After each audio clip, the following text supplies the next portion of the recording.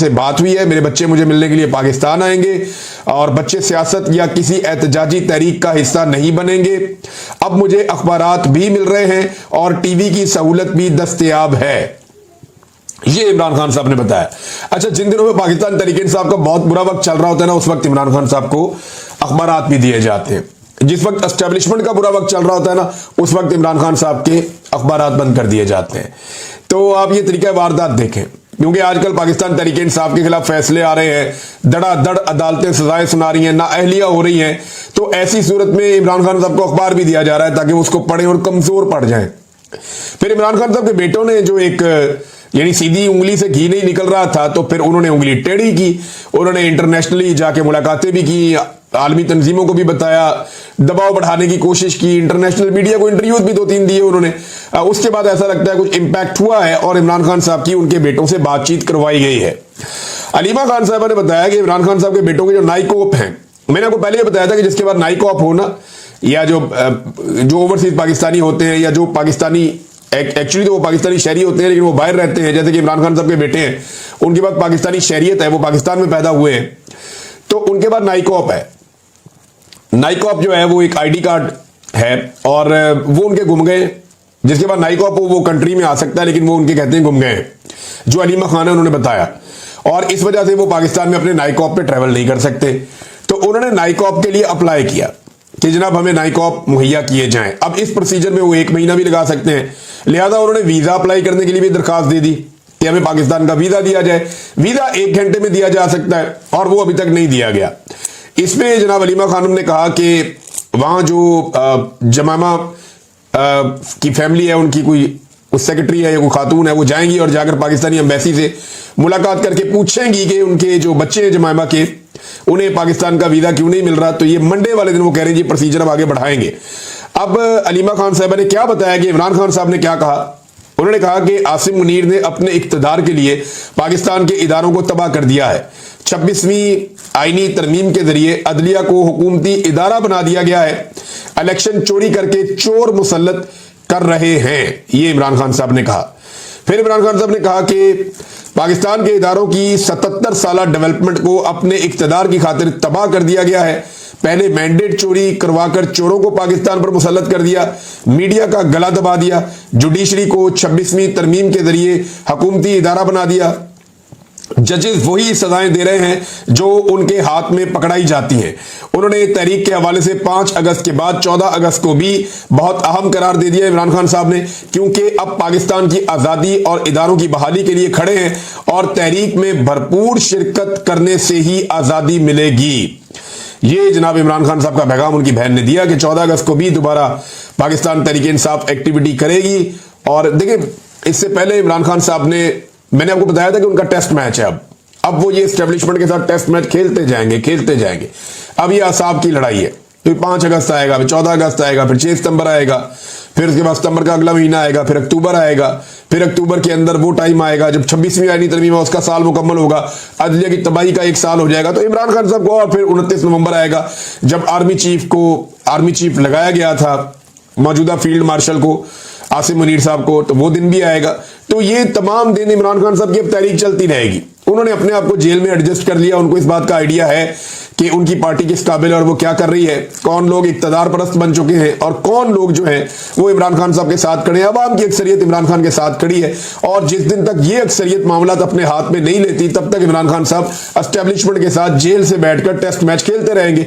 5 अगस्त को अगर अवाम ने हल्ला मारा और जोर लगाया तो एक बहुत बड़ा इंपैक्ट अवाम क्रिएट कर सकती है और एस्टेब्लिशमेंट पे बहुत दबाव पड़ सकता है। इमरान खान ने कहा कि 77 साल बाद आज फिर वक्त आ गया है कि आजादी के लिए कौम निकले, इसलिए 5 की अगली तारीख 14 अगस्त है, दोबारा उस तारीख को फिर एहतजाज होगा और पाकिस्तान तहरीक इंसाफ की जानिब से किया जाएगा। इमरान खान साहब ने एक और बहुत बड़ा स्टेटमेंट दिया है और ये बहुत बड़ा ऐलान है, उनका फैसला है। उन्होंने कहा जी कि ज़िमनी इंतखाबात में ना हिस्सा लेने का ऐलान। इमरान खान ने कहा कि जो लोग नाजायज तरीके से गैर कानूनी तौर पर नाअहल किए गए हैं उनकी जगह किसी को खड़ा नहीं किया जाएगा। इन लोगों ने पीटीआई पर एतमाद करके टिकट लेकर इलेक्शन लड़ा था। हम नाजायज तरीके से छीनी गई नशिस्तों पर ज़िमनी इंतखाबात में उम्मीदवार खड़े नहीं करेंगे। ये जनाब इमरान खान साहब ने कैटेगोरिकली कह दिया। अब ये जो दिहाड़ीबाज बैठे हुए थे ना दिहाड़ियां लगाने के लिए कि हम जाली फॉर्म 47 जारी करेंगे, अब कोई दिहाड़ी नहीं लगनी। अब जिसको पीएमएलएन ने टिकट देना है उसे चाहे 10,000 वोट लेना है वो बन जाएगा एमपी एमएलए। मौजे लग गई, 5-10 हजार वोट भी बहुत है। अब ज्यादा वोट ही नहीं लेने पड़ेंगे क्योंकि इमरान खान साहब ने तो बाइकआउट कर दिया। वो तो ये कह रहे हैं कि ज़िमनी इंतखाबात हम लड़ेंगे ही नहीं।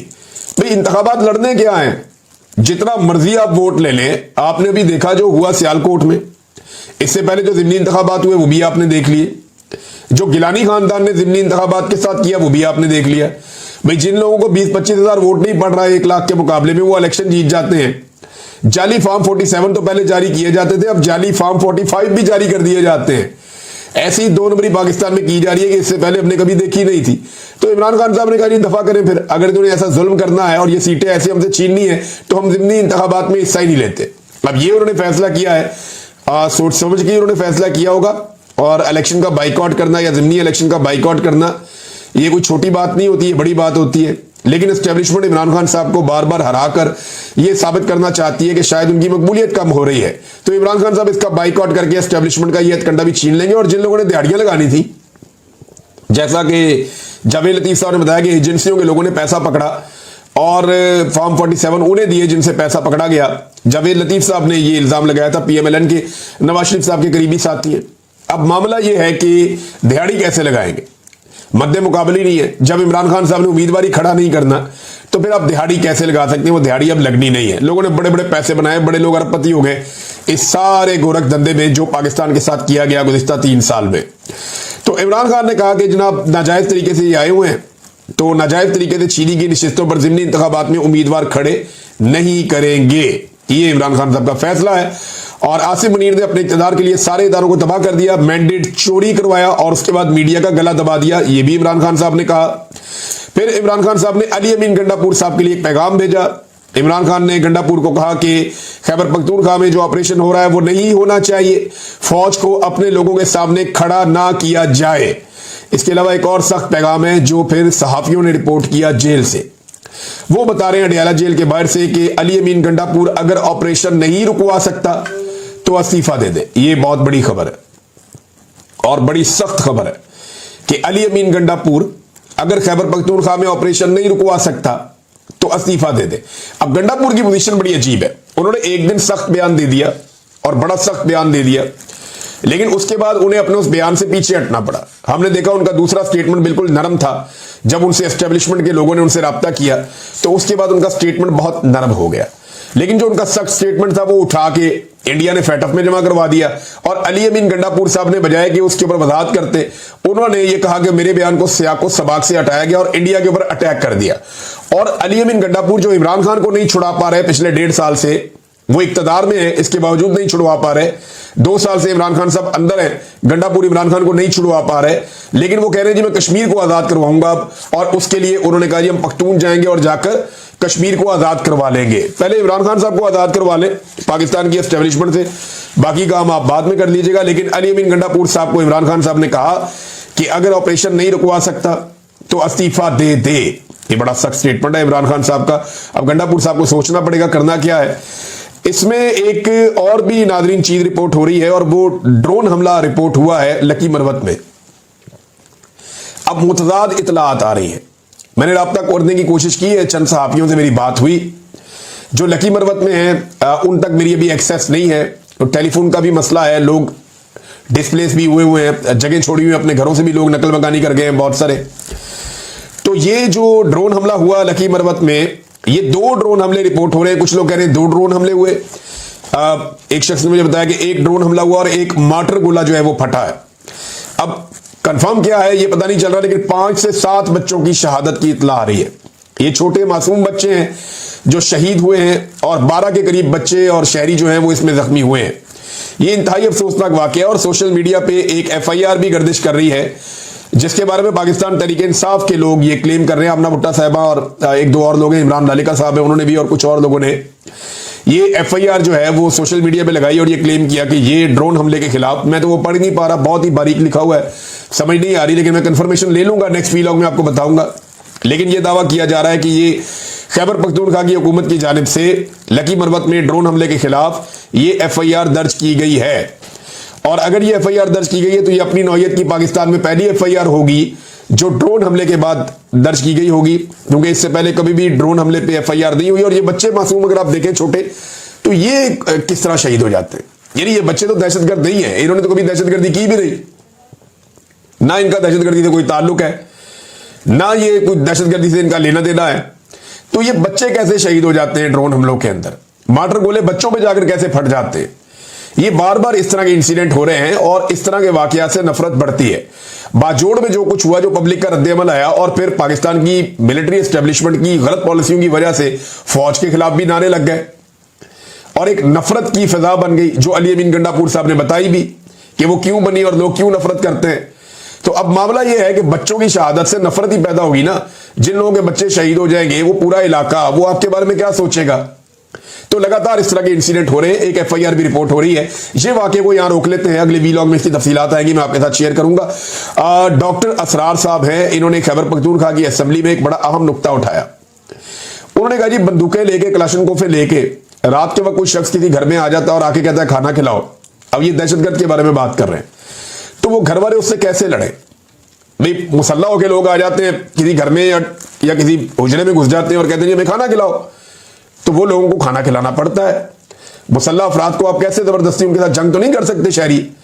अच्छा, ये उन्हें खाना खिलाते हैं, अगले दिन जनाब वो दूसरी पार्टी आ जाती है, इदारे वाले आगे उस बंदे से पूछते हैं कि तुमने इस बंदे को खाना क्यों खिलाया। इनका गुनाह ये होता है कि उनसे जबरदस्ती खाना खा लिया जाता है। अब ये इस तरह की चीजें भी होती हैं, वो ये वाले एक पॉइंट ऑफ व्यू है वो भी सामने रख रहे हैं। लेकिन एक तकरीर जो बड़ी सख्त है वो सुहेल अफरीदी साहब ने की है। सुहेल अफरीदी साहब जो है सूबाई वजीर हैं और ये इमरान खान साहब के, मुराद सईद के करीबी साथियों में से। इन्होंने कहा कि जिसके दिल में जरा भी पाकिस्तान का दर्द है वो जरा सोचे, रिजीम चेंज ऑपरेशन 9 अप्रैल 2022 से लेकर आज तक फायदा किसको हुआ है। एक शख्स को या पूरी कौम को फायदा हुआ। अपने दिल में सोचें, मस्जिद में बैठकर सोचें कि पाकिस्तान में जो कुछ हो रहा है उसका फायदा एक शख्स को हो रहा है या पूरे पाकिस्तान को हो रहा है। 26वीं तरमीम के जरिए अदलिया को कंट्रोल कर लिया गया। अब वहां से वही फैसले आ रहे हैं जो बादशाह सलामत चाह रहे हैं, मीडिया वही दिखा रहा है जो बादशाह सलामत चाह रहे हैं, पार्लियामेंट सिर्फ बूट पॉलिश में मसरूफ है। ये यानी सारे इशारे जो हैं वो मिलिट्री एस्टेब्लिशमेंट की तरफ या खास तौर पे फील्ड मार्शल आसिम मुनीर की तरफ पाकिस्तान तहरीक इंसाफ करती है और वो ये उन्हीं को बादशाह सलामत एक्चुअली करार देते हैं, इमरान खान साहब भी या पाकिस्तान तहरीक इंसाफ भी, बताइए ऐसे ही लगता है। अब ये जो सारा फायदा है वो कह रहे हैं जी इन्हीं को है और रिजीम चेंज के बाद से लेकर अब तक पाकिस्तान को तो नुकसान ही नुकसान हो रहा है। पाकिस्तान को तो टक्के का फायदा नहीं हुआ, ना मईशत पाकिस्तान की खड़ी हुई, ना कोई अच्छा फैसला हुआ, ना आलमी सतह पे, ना इंटरनेशनली, ना नेशनली, ना दाखिली मामला, कोई भी चीज पाकिस्तान की सीधी नहीं हो रही। दहशतगर्दी ने पाकिस्तान का बेड़ा गर्क करके रख दिया और मईशत का इस सारे करप्ट टोले ने आके बेड़ा गर्क करके रख दिया। मैं आपको चीनी का एक स्कैंडल बताऊंगा, आप सर पकड़ के बैठ जाएंगे। चीनी स्कैंडल के अंदर ये जो चीनी की कीमत है ना, इस हवाले से एक खबर है मेरे पास और वो खबर ये कहती है कि चीनी को इंपोर्ट करने के लिए जो बाहर से अब चीनी मंगवानी है उसके लिए बोलियां मांगी जाती है ना कि बोलियां दें मुख्तलिफ कंपनियां। तो सबसे कम बोली जो है वो लंदन की कंपनी ने दी है $539 और उसके बाद जो है वो अमारात की एक कंपनी है उसने $599 फी टन के हिसाब से रेट दिया है। अब अगर ये कम बोली वाली भी आप चीनी ले लेते हैं ना तो मार्केट में चीनी की जो कम से कम कीमत आएगी वो आएगी ₹227 फी किलो तक 2-2.5 महीने के बाद। ये इन्होंने पाकिस्तान के साथ किया। ₹80 किलो चीनी जो है वो बहुत महंगी थी और ये जो 227 या ₹230 बेचेंगे वो बहुत सस्ती होगी।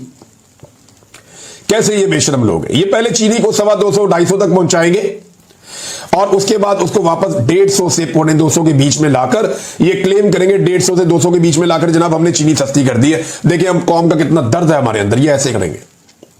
क्योंकि उस वक्त जो पाकिस्तान के अंदर चीनी है वो आ जाएगी, किसान को ये अच्छी तरह निचोड़ेंगे क्योंकि चीनी उस वक्त पाकिस्तान में पहुंच रही है जिस वक्त किसान का गन्ना तैयार हो रहा है और उस बुनियाद पर ये किसान से गन्ना सस्ते दामों खरीदेंगे, ब्लैकमेल करेंगे उसको, किसान से उसका गन्ना छीन कर ये सस्ते दामों में चीनी बनाएंगे, उस पर फिर मुनाफा कमाएंगे। ये एक्सपोर्ट करने वाले भी मुजरिम है, इंपोर्ट करने वाले भी मुजरिम है। और आज कौम की जेब के ऊपर जो डाका मारा जा रहा है इमरान खान साहब के दौर के बाद से लेकर अब तक, वो लगभग 125 से 150 रुपए के बीच में, और 170 रुपए लीटर तो वो जो खाने का तेल आप इस्तेमाल करते हैं उसके अंदर भी डाका मारा जा रहा है।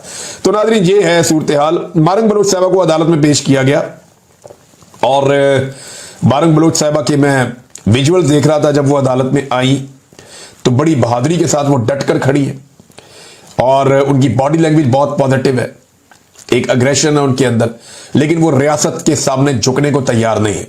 बड़ी मजबूत खातून है और उन्हें सलाम पेश करने को दिल करता है। उसकी वजह यह है कि वो अपने लोगों के हक के लिए आवाज उठा रही है। देखिए, बहुत सारी खराबियां हैं, बहुत सारी दहशतगर्दी है, बहुत सारे ऐसे ग्रुप हैं जिनके सामने रियासत सरेंडर नहीं कर सकती, लेकिन जबरी गुमशुदगियां कोई इलाज नहीं है।